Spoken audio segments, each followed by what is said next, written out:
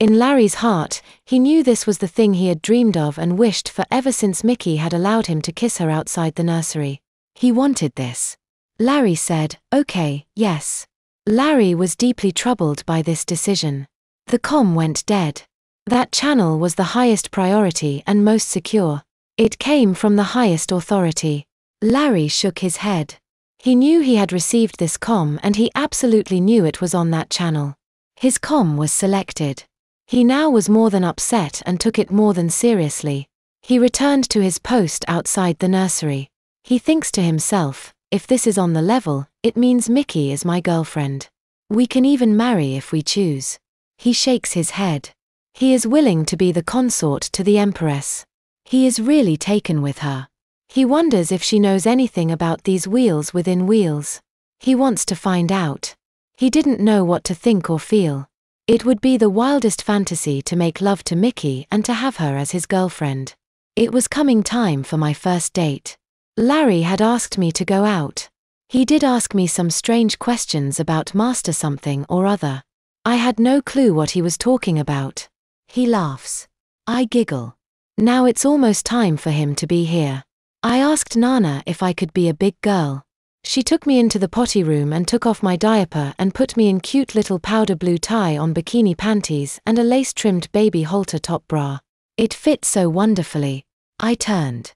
My eyes got big as saucers. Nana was standing there with that gown. The one made from the webs of the glow moths. I was breathless. I said, "Nana, you don't want me to wear that, do you?" Nana looked at me strangely and replied, "Well, and why not, girl?" I was speechless. Nana giggles and says, "Quit fussing and let me get you dressed." She takes the gown off of its hanger and removes the plasticine covering. Nana helped me into the gown. Oh, how it felt as it slipped on. It tingled pleasantly and I giggled and squirmed a bit. It tickled.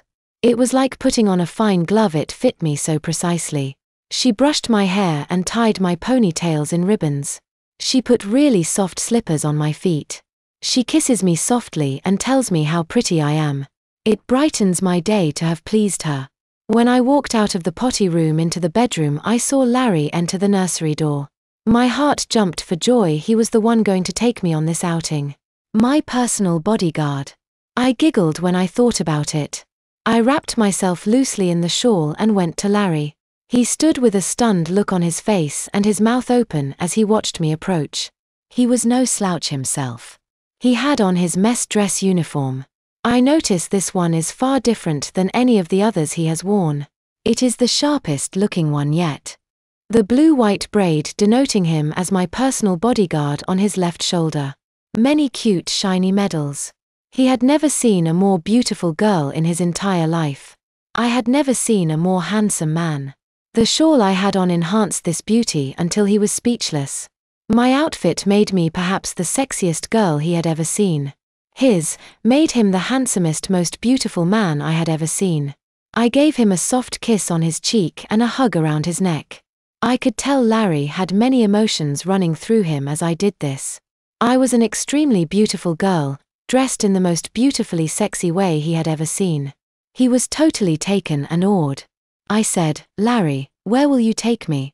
I looked at him innocently, as I bounced on my toes and giggled softly. Larry was very uncomfortable. He fidgets ever so slightly.